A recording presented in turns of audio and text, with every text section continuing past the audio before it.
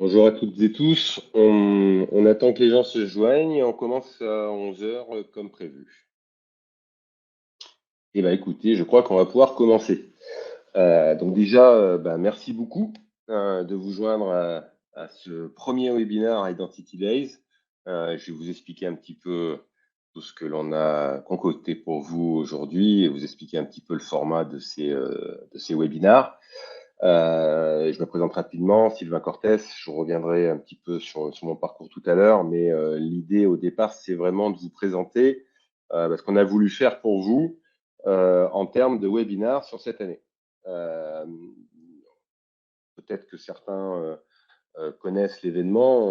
En fait, moi, je suis président d'une association qui s'appelle l'Acadime et qui organise tous les ans un événement à Paris qui s'appelle Identity Days et qui a pour vocation de, on va dire, fédérer tous les acteurs autour de la gestion des identités, des accès, de la cybersécurité des identités.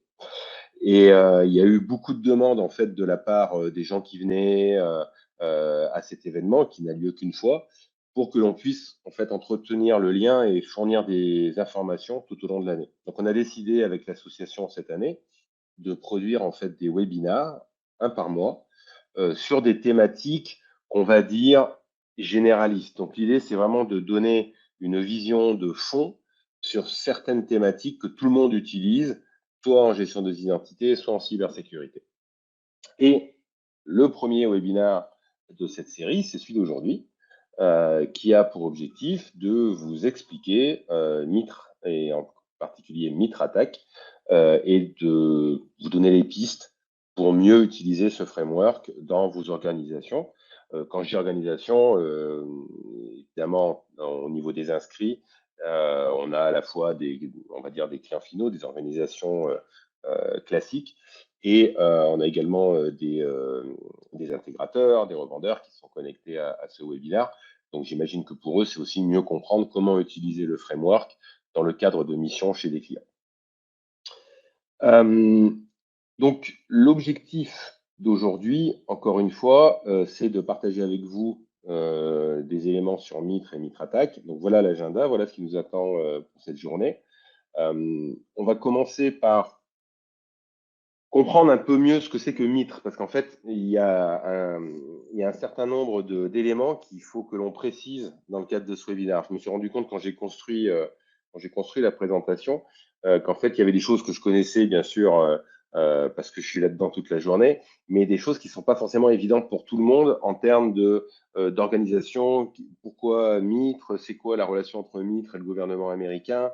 Quels sont les différents projets du Mitre, c'est quoi Mitre Attack, c'est quoi Mitre Attack Enterprise. Donc voilà, on va essayer de, de faire le contour de l'ensemble de ces éléments. Et puis ensuite, on va aller dans le framework Mitre Attack Entreprise, puisque Mitre Attack Entreprise est en fait un framework de cybersécurité, c'est-à-dire, pour faire très simple, quelque chose qui va aider la partie défensive à mieux comprendre ce qui se passe côté offensif. On va revenir évidemment en profondeur là-dessus. Alors, rapidement, pour me présenter, moi je m'appelle Sylvain Cortés. Comme je vous l'ai dit, je fais partie de l'association qui organise les Identity Days tous les ans. Je suis Microsoft MVP depuis un certain nombre d'années maintenant. Et en fait, dans mon parcours professionnel, je me suis spécialisé dans pas mal de choses au fur et à mesure des années, mais on va dire que mes deux grosses spécialités, c'est tout ce qui concerne la gestion des identités, donc ce qu'on appelait avant l'IAM, avec tout ce qui concerne la gestion des identités on-prem et cloud, mais aussi toute la partie sécurité qui est rattachée aux identités.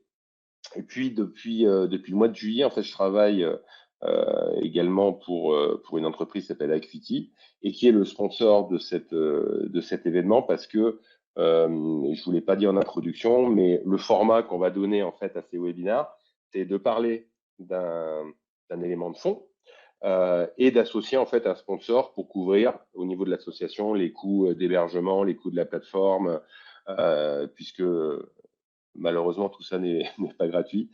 Et l'idée, c'est de pouvoir vous proposer quelque chose de professionnel. Et donc, il nous faut une plateforme de type professionnel. Et donc, en fait, les coûts sont portés par les sponsors de chacun des webinaires. Et on en a profité pour, on va dire, associer à ce premier webinaire de l'année la société Acuity dans laquelle je travaille.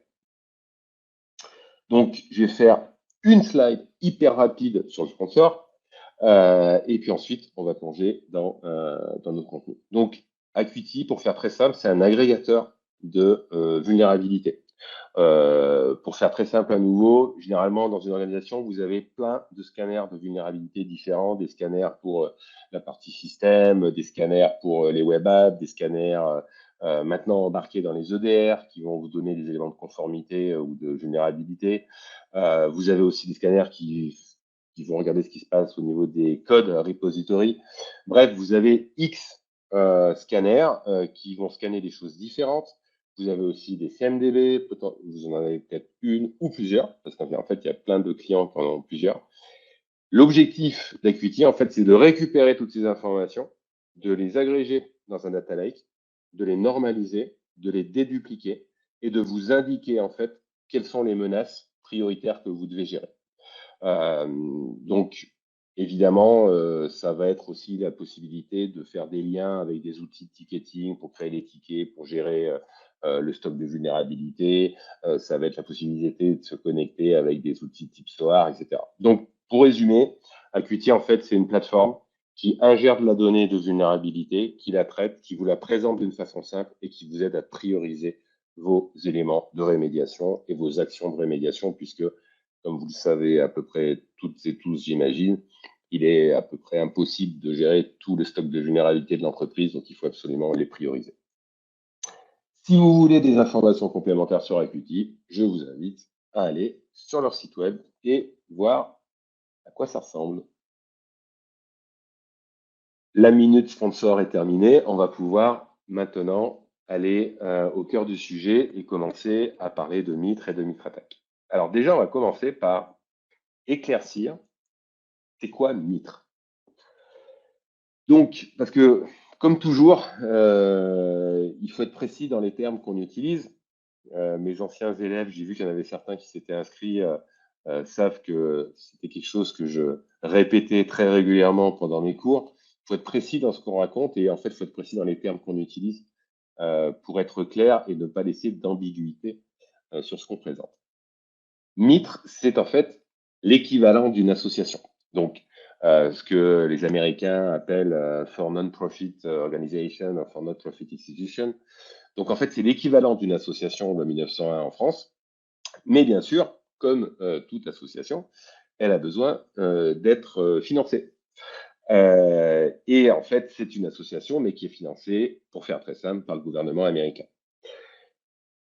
Avec beaucoup d'employés, un gros budget, et l'objectif de Mitre, c'est en fait de synchroniser et d'organiser tous les efforts nationaux en termes de cybersécurité aux États-Unis. Dans ce cadre, ils ont énormément de mandats. Donc un mandat, c'est, on va dire, un projet à gérer ou une action à réaliser pour le gouvernement américain, au nom du gouvernement américain. Et au travers de ces mandats, ils ont énormément de partenariats avec d'autres entités américaines qui peuvent être soit des autres entités qui travaillent dans le monde de la cybersec ou tout simplement des entités nationales autour ou des ministères particuliers aux États-Unis. Donc, je ne vais pas tout détailler, ça a assez peu d'intérêt. Si vous allez sur le site de Mitre, vous retrouverez toutes ces informations. Mais donc, Mitre est une association financée par le gouvernement américain et qui a X mandats à gérer. Et encore une fois, dans mandat, on pourrait appeler ça des projets. C'est vraiment une organisation centrale, c'est-à-dire qu'il y a énormément de projets liés à la cybersécurité qui sont synchronisés et qui sont organisés par Mitre. Et on en connaît certains, évidemment, et on connaît particulièrement ce qu'on appelle Mitre Attack, sur lequel je vais revenir longuement dans cette session, mais il n'y a pas que Mitre Attack. Mitre, en fait, a en charge plein de projets, encore une fois, que vous pouvez retrouver sur leur site web.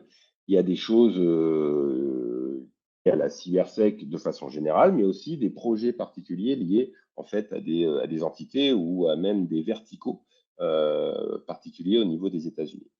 Un des autres projets qui est géré par Mitre et qui est très connu dans le monde de la cyber, c'est la base CVE, donc ce qu'on appelle la base NVD, National Vulnerability Database. Et en fait, c'est Mitre qui gère ce référentiel. Donc les CVE, hein, pour rappel, c'est toutes les vulnérabilités connues à laquelle on attribue un numéro avec des informations, un niveau de sévérité, etc., etc. Donc c'est Mitre en fait qui gère cette partie-là également. Donc Mitre Attack, le framework Mitre Attack, n'est que un des projets que Mitre gère, et il y en a des dizaines et des dizaines au niveau du territoire américain. Deuxième élément important, il ne faut pas confondre Mitre et Mitre Ingenuity. Mitre est une association qui a pour vocation encore une fois, d'aider et de développer des grands projets, on va dire, agnostiques en termes d'usage. Typiquement, la base de données CVE, ça concerne tout le monde. Le framework Mitre Attack, ça concerne tout le monde. Mitre Ingenuity, c'est en fait le pendant professionnel de Mitre. Donc Mitre Ingenuity, en fait, a été créé pour appliquer ou pour aider à l'application des grands principes qui vont être édictés par Mitre. Donc, il faut vraiment voir Mitre comme quelque chose de gouvernemental, une association qui génère des grands projets et des projets génériques. Et Mitre Ingenuity, c'est l'application professionnelle de ces projets, pour faire simple. On va revenir un peu plus loin sur Mitre Ingenuity parce que ils sont porteurs d'éléments importants vis-à-vis du framework Mitre Attack. On y reviendra un petit peu plus tard. Juste pour rappel, vous n'avez pas que Mitre aux États-Unis, vous avez tout un tas d'organisations plus ou moins gouvernementales et plutôt plus que moins, mais qui n'ont rien à voir avec Mitre. Néanmoins, si on essaie d'un petit peu de faire le contour, il y a deux autres organisations que vous devez connaître. Le CISA, donc le CISA, c'est en fait le CERT US, c'est le CERT au niveau des États-Unis qui va fournir des services de CERT à toutes les entités publiques américaines, et le NIST, dont l'objectif est en fait d'établir des standards. Et il y a parfois certains projets qui sont communs entre le NIST et Mitre. Donc NIST, c'est vraiment la partie standard, publication. Élaborer des livres blancs qui vont décrire ce que vous devez faire pour sécuriser votre environnement. Donc ça, c'est plutôt le rôle du NIST, alors que Mitre a plus un regard technique sur les éléments qui sont fournis. Bien sûr, Mitre publie également des livres blancs et ce genre de choses, mais encore une fois, ce sera des grands principes généraux, alors que le NIST va essayer de fournir des standards précis d'un point de vue technique. Donc, vous voyez, c'est important de bien comprendre la cartographie des différentes entités pour ensuite comprendre en fait ce qui est fait par chacun.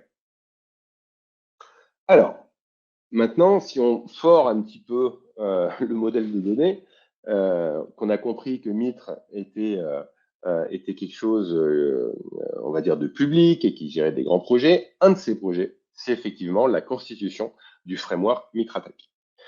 Alors déjà, quand on parle de Mitre Attack, il y a en fait trois frameworks différents. Enfin, il y en a même plus, mais on va dire qu'il y a trois grands frameworks principaux. Vous avez le framework dit Enterprise, le framework dit Mobile et le framework dit ICS. Enterprise, comme le nom l'indique, ça concerne tout le monde, quelle que soit la techno. Mobile, c'est une déclinaison de la partie Enterprise, mais dans le monde du mobile, donc c'est-à-dire vraiment le framework sécurité appliqué en fait aux technologies mobiles. Et la partie ICS, c'est la déclinaison dans le monde industriel. Donc évidemment, si vous n'avez pas de machine industrielle, la partie ICS ne vous intéresse pas. Et vous pouvez vous focuser sur le framework Enterprise. Alors maintenant, c'est quoi un framework? Un framework, l'idée, et on va y revenir un peu plus loin, c'est de vous donner des pistes pour analyser et comprendre ce que les attaquants font. Et en réaction, être en capacité de mettre en place les mesures défensives une fois que vous avez bien compris ce qui est fait par l'attaquant.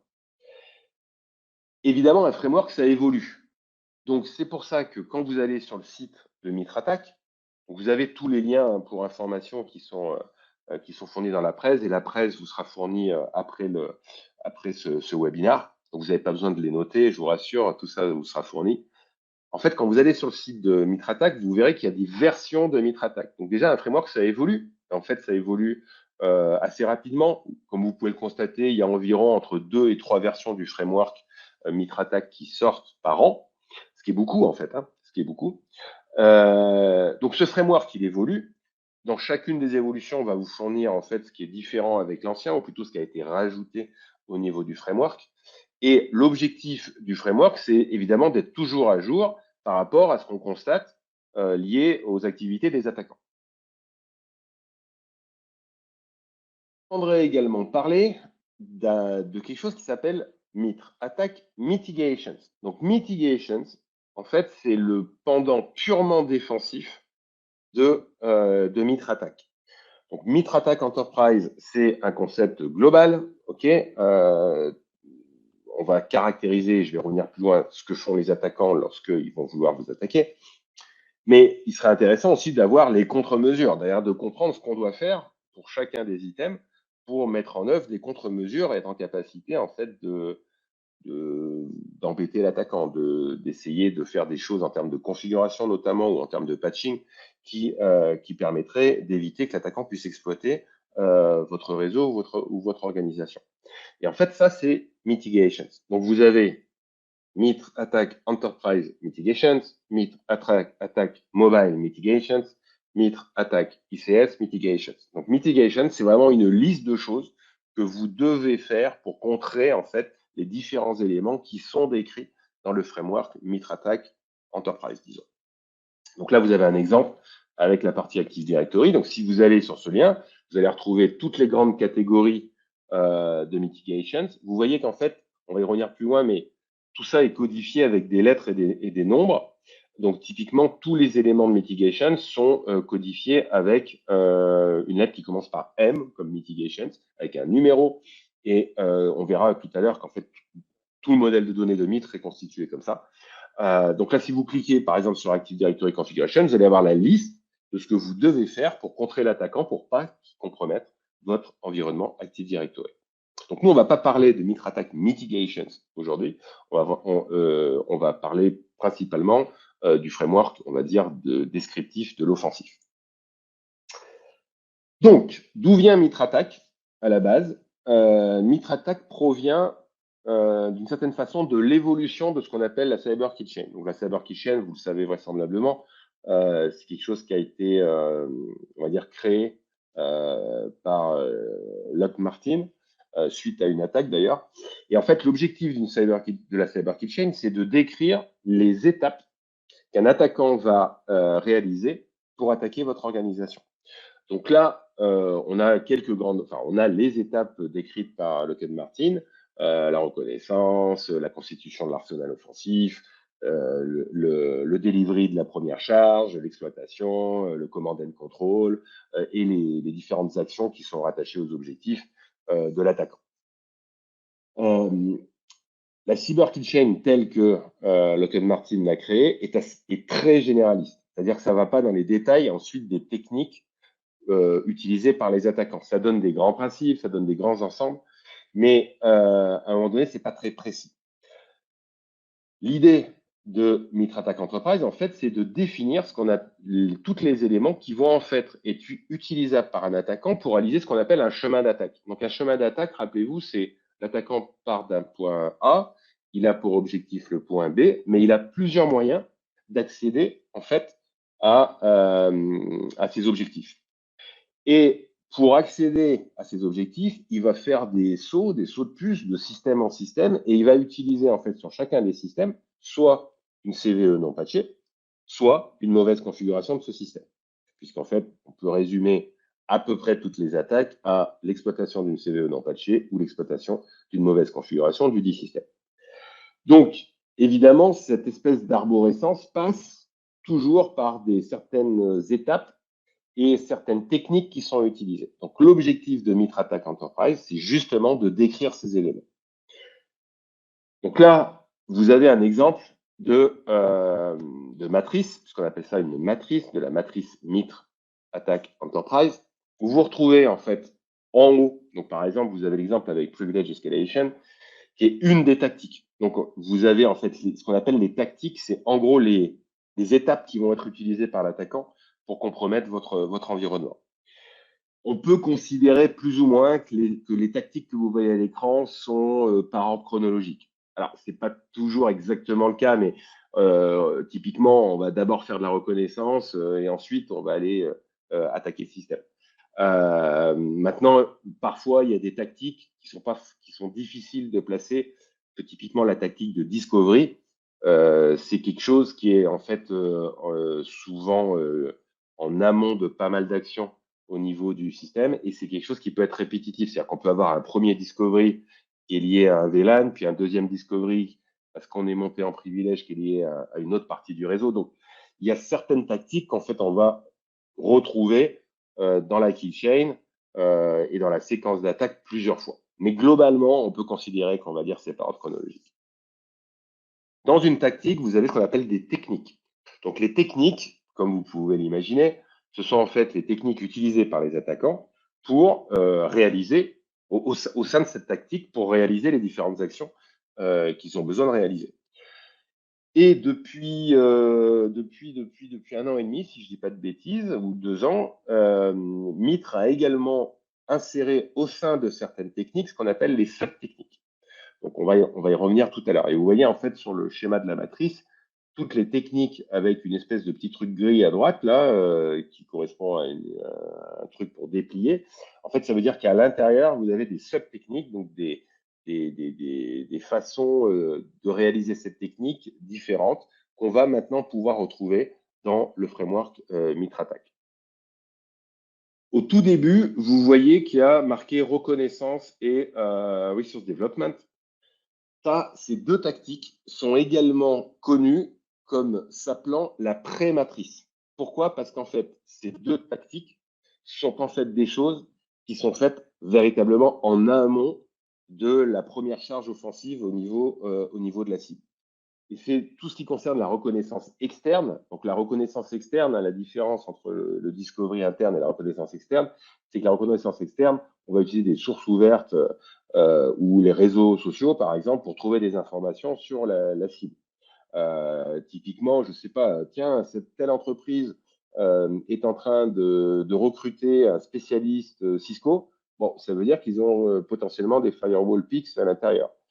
Tiens, telle entreprise est en train de chercher un spécialiste Active Directory. Donc, tiens, ça veut dire qu'ils ont un Active Directory, etc., etc. Donc, il y a X moyens de faire de la reconnaissance et rien qu'avec les sources ouvertes, et si on est un peu spécialiste du sujet, on recueille énormément d'informations. D'ailleurs, je pense que la recherche en sources ouvertes sera peut-être un des prochains webinaires qu'on fera dans le cadre des webinaires Identity Days. Et donc, ces deux tactiques sont connues comme étant ce qu'on appelle la pré-matrice, parce qu'en fait, c'est un peu avant l'attaque véritable au niveau du système.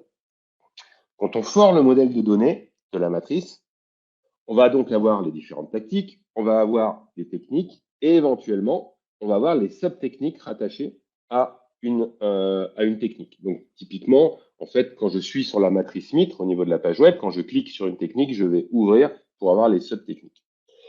Et ce modèle de données, en fait, je vais pouvoir le fourrer. C'est-à-dire qu'en cliquant, je vais pouvoir avancer dans la matrice pour recueillir des informations. Donc là, ici, je vois que je suis sur une sub-technique. En fait, vous voyez en haut à droite que j'ai un ID à chaque technique, chaque sub-technique ou chaque objet en fait dans le framework a un numéro qui commence par une lettre. Donc, tout ce qui commence par T, c'est une technique ou une sub-technique. Donc on voit que là, je suis sur la sub-technique 1134.005 qui appartient à la technique 1134. Et le modèle de données est toujours le même. Quand je clique, je vais avoir un certain nombre d'informations. Je vais avoir l'ensemble des procédures. Alors, ce qu'on appelle les procédures, c'est plus ou moins les charges offensives, donc les outils utilisés par les attaquants. Donc là, dans mon exemple, en fait, pour exécuter cette sub-technique, je peux utiliser Empire ou Mimikatz. On va retrouver le lien vers le framework mitigation, c'est-à-dire qu'est-ce que je peux faire pour essayer de contrer en fait cette technique ou cette sub-technique. Donc là, je vais avoir le lien vers la partie mitigation et on retrouve en fait des choses liées à, dans ce cadre-là, à l'Active Directory configuration. Mais évidemment, je peux en avoir plusieurs. Parce que parfois, pour contrer une technique ou une sub-technique, j'ai plusieurs choses à faire d'un point de vue défensif pour essayer de ralentir l'attaquant. On va également avoir des éléments sur la partie détection. Comment je peux faire pour détecter, et à nouveau, tous les objets de détection sont référencés avec une lettre et un numéro. Vous voyez que ça commence toujours par D, et typiquement, je vais pouvoir, au niveau d'Active Directory, monitorer si quelqu'un tente de modifier la valeur SID historique. S'il y a un élément sur lequel le framework Mitre, à mon avis, n'est pas assez, on va dire, étendu ou n'est pas assez complet, c'est vraiment sur cette partie détection. Alors après, c'est compliqué parce qu'en fait, des moyens de détecter de l'injection dans SID History, il y en a X. Mais voilà, sur cette partie détection, je pense qu'il y a encore du travail à exécuter. C'est pas encore complètement exhaustif, mais disons que ça vous donne des pistes pour, typiquement, sur votre DR, sur votre SIEM, sur votre outil, là, on parle d'ici d'Active Directory, sur votre outil de sécurité Active Directory, les pistes qui vous permettraient de détecter l'exécution des procédures pour réaliser cette technique ou cette sub-technique de la part des attaquants. Autre partie d'une technique et sub-technique, on va avoir les procédures, mais on va aussi avoir parfois des softwares associés, c'est-à-dire une liste de softwares qui peuvent être utilisés également dans le cadre de l'exécution de la technique. Et donc, encore une fois, vous allez avoir, en cliquant sur la partie procédure, des informations complémentaires. Donc là, quand on clique sur la procédure Empire, je vais avoir des sous-versions, si je puis dire, d'Empire.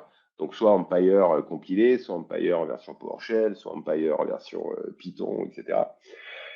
Et je vais retrouver, puisqu'en fait c'est une base de données, hein, Mitre Attack Enterprise, donc je vais retrouver aussi l'ensemble des techniques et sub-techniques qui vont, dans lesquelles en fait Empire va être utilisé. Donc je peux passer par les techniques, arriver sur les outils ou faire l'inverse, en fait, d'une certaine façon. Un élément qui est intéressant, mais je ne sais pas à quel point, on va dire, c'est vraiment mis à jour de façon poussée. Quand on clique sur une procédure, on va également avoir la liste des groupes d'attaquants qui utilisent cet outil. Alors là, c'est toujours très compliqué parce que ça nécessite évidemment d'être en capacité de faire de l'attribution entre un outil et un groupe. Et comme vous le savez, si vous travaillez dans la cyber, forcément, l'attribution est toujours quelque chose de bancal ou de compliqué à réaliser, que ce soit l'attribution réelle d'une offensive dans une cible ou l'attribution d'outils à des groupes d'attaquants. Néanmoins, ça donne des pistes parce que certains de ces groupes ont des spécialités et agissent au niveau de certains verticaux. Donc là, ce qui est intéressant, je trouve, c'est qu'en fait, quand on va aller ensuite se documenter sur ces différents groupes d'attaquants, ça va permettre en fait d'avoir des éléments complémentaires qui vont permettre à nouveau d'améliorer la partie défensive. Un groupe d'attaquants, pareil, quand on clique dessus, on va avoir en fait la liste des techniques qu'il va utiliser, des techniques ou des sub-techniques. Donc là, j'ai pris l'exemple, un des exemples les plus connus, APT41. Donc ça va permettre en fait à nouveau d'avoir dans ce modèle, j'ai un groupe d'attaquants, je sais qu'il agit sur les banques, par exemple. Donc derrière, je sais les techniques qu'il utilise et donc derrière, je vais me documenter sur les contre-mesures pour être en capacité d'empêcher ou de détecter l'usage de ces techniques ou ces sub-techniques. J'ai passé la partie campagne. Alors, maintenant, une fois qu'on a compris un petit peu la matrice, quels sont les outils qui me sont fournis, qui sont à ma disposition pour exploiter, utiliser, manipuler les datas dans cette matrice? Alors, évidemment, le premier outil dont j'ai même pas parlé dans cette section, c'est le site web. Si vous allez sur le site web et que vous cliquez en fait dans les différents éléments de la matrice, vous allez en fait avoir tout un tas d'informations qui sont extrêmement utiles et qui vont vous permettre de vous documenter sur le framework et sur les différentes techniques, sub-techniques, etc. Néanmoins, c'est une façon, on va dire, simpliste d'exploiter le framework. Il y a autour du framework un ensemble d'outils que vous allez pouvoir utiliser pour automatiser des choses, pour mieux documenter les choses ou pour mieux vous représenter le modèle de données. Alors, un des éléments que beaucoup de clients font, évidemment, quand je dis client, c'est voilà, organisation en fait, au sens large du terme, c'est tout simplement d'avoir la version de ce framework, mais au format Excel. Alors, ça paraît tout bête, mais il y a encore, et croyez-moi, dans le monde de la gestion des vulnérabilités, je pense que 50% des clients que je vois gèrent encore leur stock de vulnérabilités avec un fichier Excel. Je sais que ça paraît fou, mais c'est vrai. Donc, il y a encore beaucoup de gens qui bossent dans la cyber qui, en fait, leur outil journalier, c'est Excel. Il est tout à fait possible de récupérer les données de la matrice, enfin des matrices Mitre Attack, que ce soit Enterprise, Mobile ou ICS, sous la forme de fichier Excel. Donc, vous avez le lien qui est ici. Donc, vous pouvez soit récupérer l'intégralité du framework au format Excel, ou vous pouvez vous concentrer sur les matrices. Donc, les matrices, c'est encore une fois des tactiques, techniques, sub-techniques. Uniquement la partie mitigation sur la partie défensive, ou si vous voulez avoir que les informations liées par exemple au groupe d'attaquants, vous pouvez récupérer que ce fichier-là, etc. Donc en fait, c'est des fichiers que vous pouvez récupérer, que vous pouvez manipuler en tant que tel, ou que vous pouvez insérer dans d'autres outils si vous en avez besoin, si vous avez des outils qui sont en capacité de recevoir ce type de données. Excel, c'est bien, mais il se trouve qu'il y a un format, donc là je vais passer un poil de temps dessus, qui s'appelle Stix, et qui permet de normaliser les données qu'on va vouloir ingérer dans de la CTI, donc dans de la Cyber Threat Intelligence. Évidemment, quand on fait de la CTI, c'est extrêmement intéressant de mapper ces informations de CTI avec un framework. Parce qu'en fait, le framework, dans ce cas-là, va vous permettre de visualiser les étapes, voire de les colorer, de vous les représenter graphiquement. Et les outils de CTI utilisent un format de données qui s'appelle Stix. Juste avant de vous expliquer comment on va pouvoir utiliser ça avec le framework Mitre, en fait, parce que j'entends beaucoup quand je discute avec des gens ou quand je discute avec des gens pendant des conférences ou même parfois avec des étudiants, il y a une petite confusion entre ce que c'est que Stix et Taxi. Donc, Stix, c'est l'équivalent d'un JSON. On va dire que c'est un JSON avec un format de données particulier pour documenter des informations de CTI, donc de Cyber Threat Intelligence. Taxi, c'est en fait, on va dire, un protocole qui permet d'échanger ces données de CTI. Donc en fait, Stix, c'est un format de données, on va dire JSON, pour faire hyper simple. Et en fait, Taxi, c'est le protocole qu'on va utiliser entre différents outils pour échanger les données de CTI. Pour faire simple, c'est ça. Mais il ne faut pas croire que Taxi, c'est un concurrent de Stix, que j'entends fréquemment. Ça n'a au final rien à voir. Ça fait partie de deux modules, si je puis dire, différents dans la gestion de la CTI. Et Stix et Taxi sont des protocoles ou des modèles de données qui ont été initiés au préalable par le CERT-US, donc encore une fois, si vous avez suivi le début, par le CISA.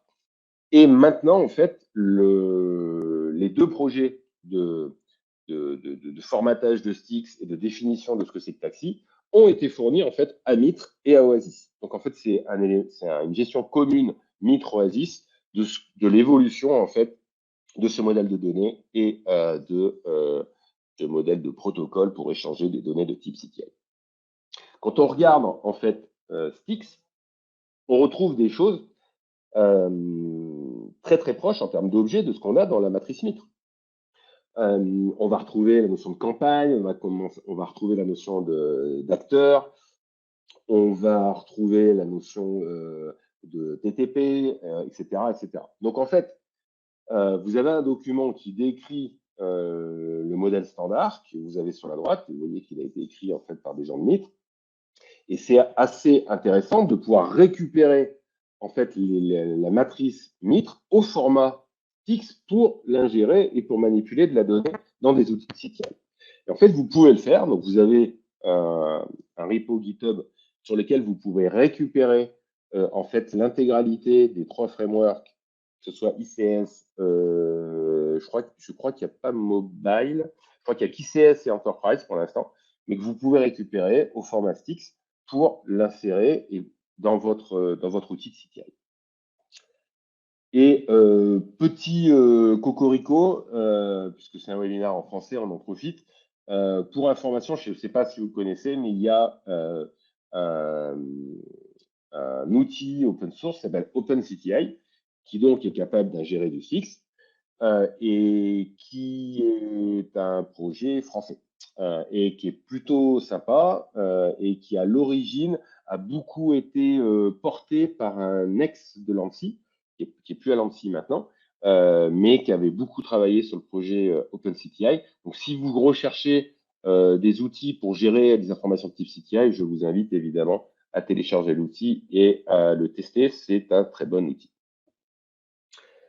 Autre outil à disposition lorsque vous voulez documenter les éléments autour de la matrice Enterprise. Vous avez ce qu'on appelle l'attaque Workbench qui va vous permettre en fait de récupérer les éléments de Mitre et de les enrichir en termes d'informations. Donc en gros, c'est un peu comme un truc de CTI, si vous voulez, mais en beaucoup plus léger et qui est dédié à la matrice Mitre. Et c'est un projet que vous pouvez télécharger à nouveau sur GitHub, mettre en offline, et ça va vous permettre de renseigner des éléments, des notes, des comments associés à des techniques, des sub-techniques. Et c'est une mini CTI, on va dire, dédiée à Mitre.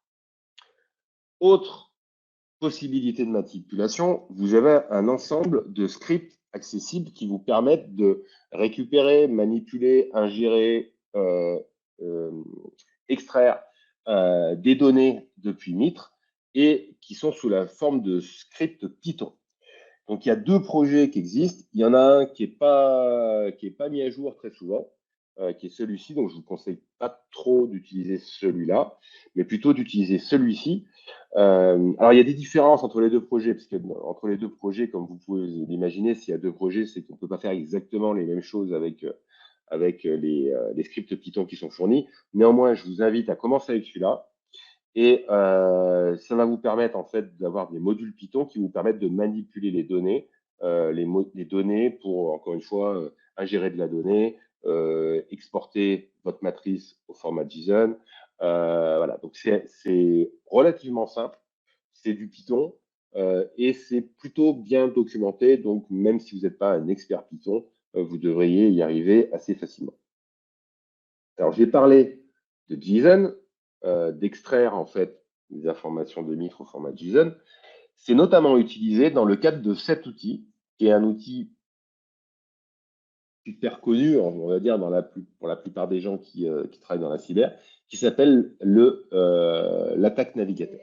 Donc, l'attaque navigator, c'est en fait une interface qui vous permet en rajoutant des filtres, des couleurs, des conditions, etc., de vous représenter sur une interface vos risques dans l'entreprise. En fait, l'objectif, ça va être typiquement, ce qu'on pourrait faire, c'est je récupère des informations sur mes mauvaises configurations ou c'est les vulnérabilités ouvertes chez moi et je veux projeter sur Mitre où sont mes risques les plus importants. Et vous pourriez projeter avec des couleurs, typiquement. Et donc, vous allez, en tant que défenseur, mettre, on va dire, l'accent, le focus sur les éléments sur lesquels vous considérez que c'est les plus importants. Donc, vous allez pouvoir visuellement voir ce type de choses. Et en fait, vous pouvez utiliser Navigator soit en offline, donc soit sur votre réseau, on va dire, dans vos propres outils. Parce qu'en fait, Navigator, c'est juste un JSON que vous générez d'une certaine façon. Ou vous pouvez utiliser le service en ligne de Navigator. Donc, en fait, sur le lien, vous avez le lien pour aller sur le service en ligne et à gauche, vous avez le lien pour télécharger le navigateur et l'avoir et l'utiliser chez vous. Et au final, qu'est-ce que ça va permettre de faire? Bah, typiquement, là, je suis sur la version en ligne.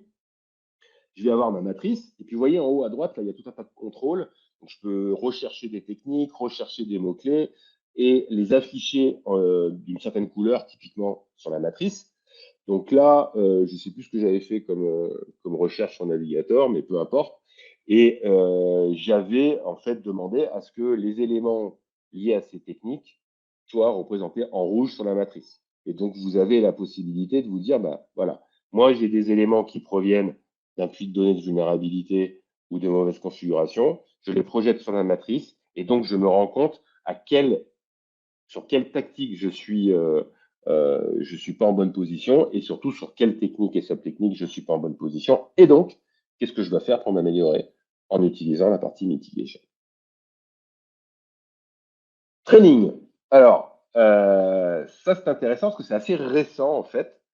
Euh, il y avait, je pense, une grosse demande de la communauté Mitre pour avoir des trainings officiels. Alors, il existait évidemment des trainings qui étaient dispensés. Il y en avait même qui étaient dispensés directement par Mitre, mais il n'y avait pas encore véritablement de processus de certification lié à l'usage et à la connaissance des frameworks Mitre Attack. C'est chose faite. En fait, ce projet de formation professionnelle est porté non pas par Mitre directement, mais par Mitre Ingenuity.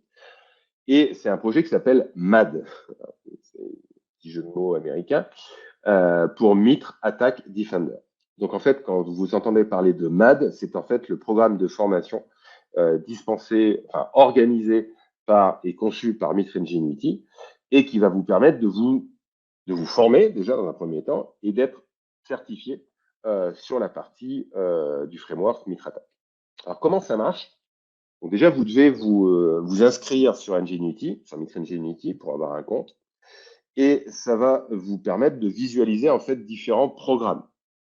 Donc je vais revenir là-dessus, mais vous voyez que vous avez pour l'instant 6 parcours de formation qui correspondent à 6 certifications différentes. Donc vous vous inscrivez sur le site de MAD pour qui est en fait un compte Mitre Ingenuity derrière. Et donc vous avez une interface qui vous permet de visualiser en fait tous les parcours de formation et de certification. Donc, vous voyez qu'en fait il y a le premier parcours qui est le passage obligé qui s'appelle Attack Fundamental, qui est vraiment en gros, la connaissance, on va dire, de ce que c'est que Mitre Attack et comment ça peut être utilisé. C'est un peu l'équivalent du webinaire qu'on fait aujourd'hui. Et derrière, vous allez avoir des parcours de certification.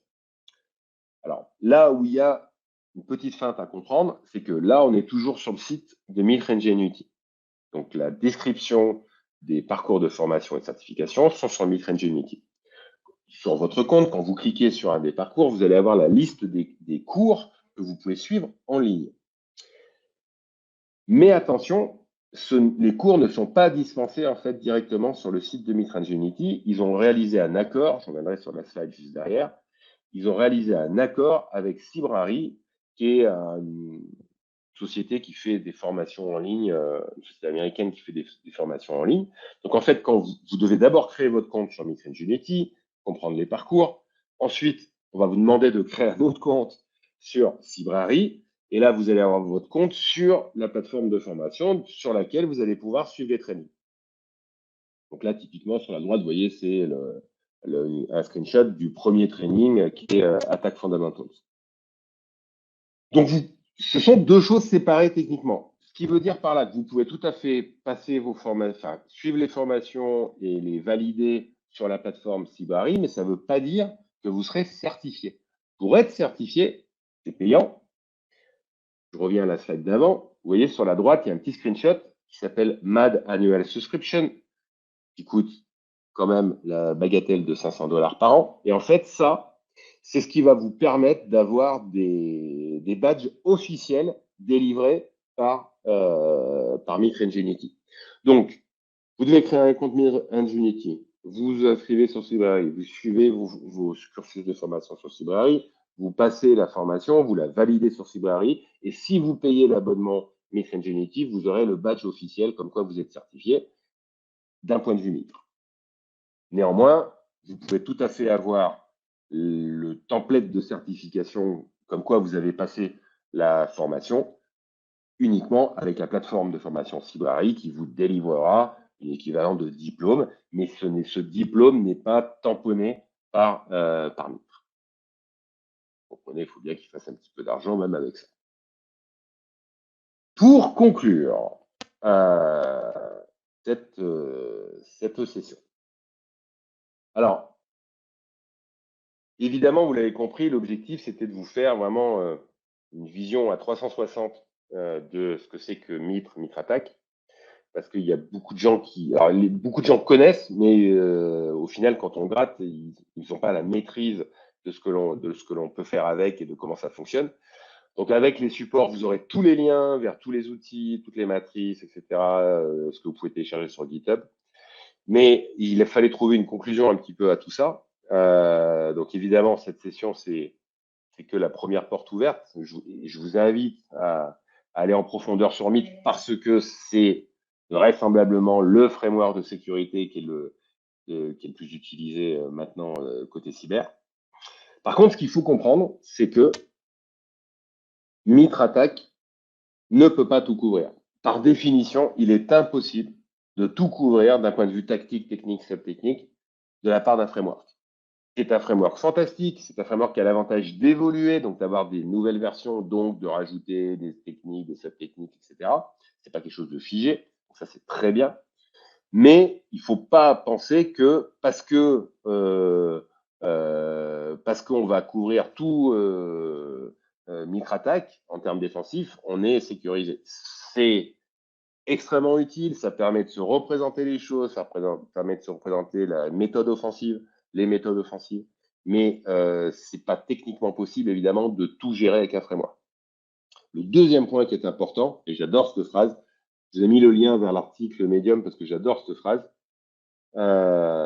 stop seeing it as something to cover. L'objectif n'est pas de couvrir Mitre Attack. Ce que vous gérez, c'est des risques, des menaces. Un framework va vous aider à définir vos risques et les menaces les plus importantes pour vous. Mais l'objectif, c'est pas de se dire, d'un point de vue défensif, je suis capable de couvrir toutes les techniques et sub-techniques du framework Mitre Attack. C'est pas ça l'objectif. L'objectif du framework, c'est de vous aider à définir vos risques et menaces. Donc attention, faut pas inverser l'outillage. Un framework de sécurité est là pour vous aider à définir vos risques, mais c'est pas la définition du risque en tant que tel. C'est un des outils qui vous permet de définir de façon très fine, on est d'accord, les risques associés aux méthodes des attaquants. Mais il y a plein d'autres outillages dont vous avez besoin ou d'autres méthodes dont vous avez besoin pour couvrir vos risques et comprendre les menaces qui pèsent sur vous. Pour terminer, je vous invite, j'ai plus que 2 ou 3 slides, je vous invite évidemment à vous abonner à la page LinkedIn des Identity Days pour avoir les informations liées aux prochains webinars qui vont arriver. J'ai pas encore toutes les thématiques, il y en a une qui est à peu près certaine, c'est l'OSINT, donc on fera un webinar sur la recherche source ouverte. Je vous invite également à vous abonner là-dessus parce que vous aurez les infos sur le prochain événement parisien qui aura lieu en octobre 2023. Si les sujets de cybersécurité, de gestion des identités ou que sais-je vous intéressent, je vous invite également à me suivre sur LinkedIn. Je poste sur LinkedIn et Twitter, mais je suis beaucoup plus actif sur LinkedIn parce que je trouve que le format est plus facile. J'aime pas me limiter à un nombre de caractères. C'est un truc qui m'énerve prodigieusement. Alors même si on peut faire des fils de discussion sur Twitter, bref, je suis pas un Twitter fanatique. Mais voilà, quand j'ai des informations utiles dans le monde de la cyber, je les publie dans mon fil LinkedIn pour essayer un peu d'aider la communauté.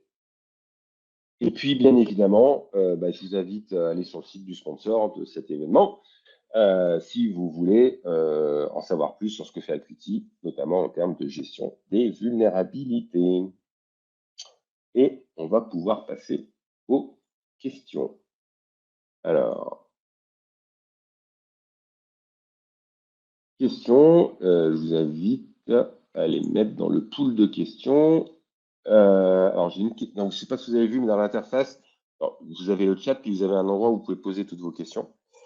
Question, est-ce que Cybrary est payant? Alors, oui et non. Donc Cybrary, pour rappel, c'est la plateforme de training liée à MAD pour avoir les certifications MITRE, enfin, faire les parcours de formation. Une partie est gratuite, une partie est payante. Et en ce qui concerne MITRE, pour l'instant, tout ce que j'ai suivi était gratuit. Alors, j'ai pas fini tous les parcours de certification et de formation. J'ai pas vérifié s'ils étaient tous gratuits. Pour l'instant, tout ce que j'ai fait, c'était gratuit. Et donc, vous pouvez commencer tout à fait à utiliser Cybrary. Par contre, évidemment, Cybrary, ils font d'autres types de formations. Je sais pas, ils font des formations sur, j'en sais rien, Azure, Python, etc. Donc là, c'est des trucs payants. Mais ils ont un accord avec MAD pour fournir, on va dire, les formations de façon open.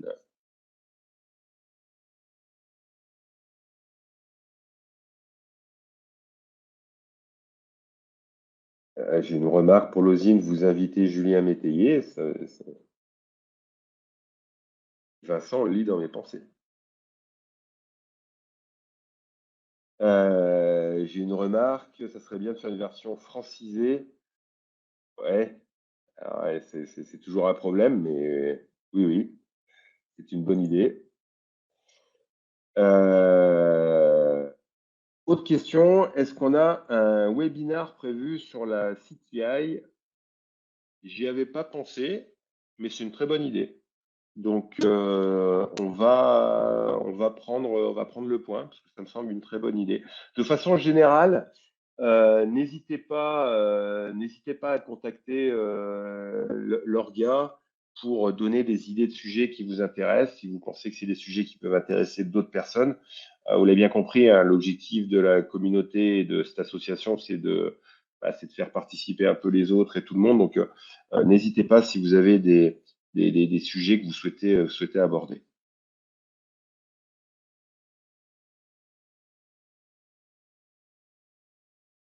J'ai une question d'Anthony. Y a-t-il des mappings entre les TTP et des security, je pense qu'il voulait dire security cloud controls? Alors, oui. Alors déjà, on en retrouve directement dans la matrice enterprise. Et alors, j'ai plus le lien en tête, mais il faudrait rechercher sur votre moteur de recherche préféré. Si j'y pense, j'essaierai de le rajouter dans le document avant qu'on l'envoie. Il y a deux personnes qui sur GitHub ont publié des versions, on va dire, Mitre Attack dédiées au cloud. Donc, où on ne retrouve que les éléments cloud. Mais néanmoins, si vous allez déjà dans la matrice Mitre telle qu'elle est présente, vous pouvez filtrer en fait.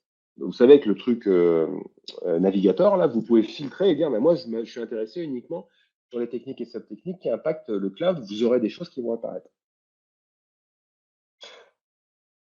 Par contre, là où le framework ne sera pas très bon pour la partie cloud, à mon sens, c'est sur la partie mitigation. Sur la partie mitigation, vous aurez deux, trois infos sur qu'il faut faire pour contrôler tout ça, mais c'est pas aussi profond que utiliser une solution type KIEM qui vous permet de vérifier en fait vos configurations côté cloud.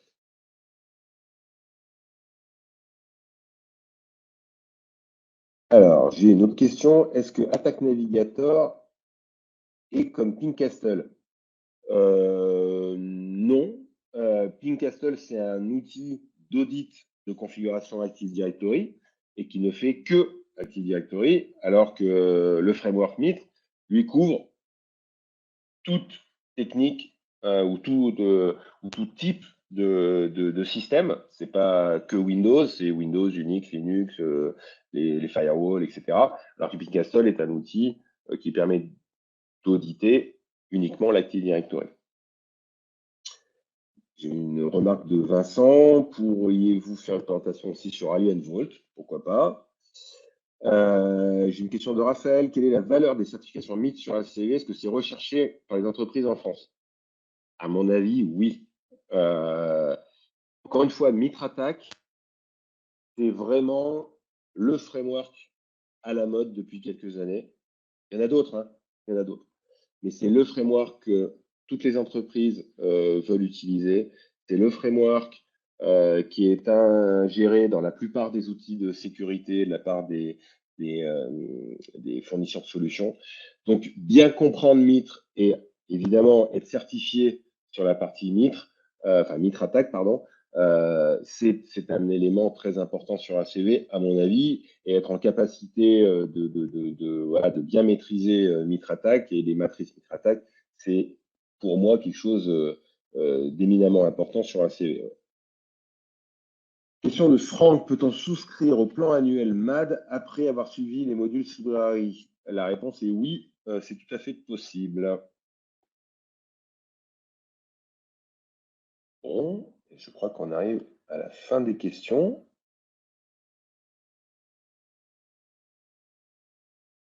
En termes de timing, on est plutôt pas mal.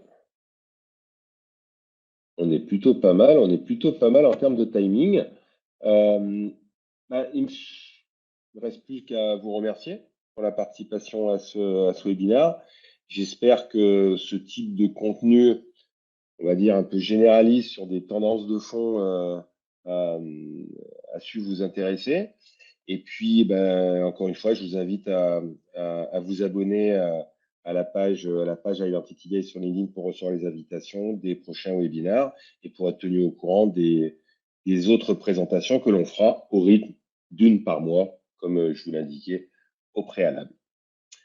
Merci beaucoup. Je vous souhaite une bonne fin de journée et je vous dis à très bientôt sur les réseaux sociaux ou sur des événements en vrai. Et je préfère les événements en vrai. Merci, bonne fin de journée.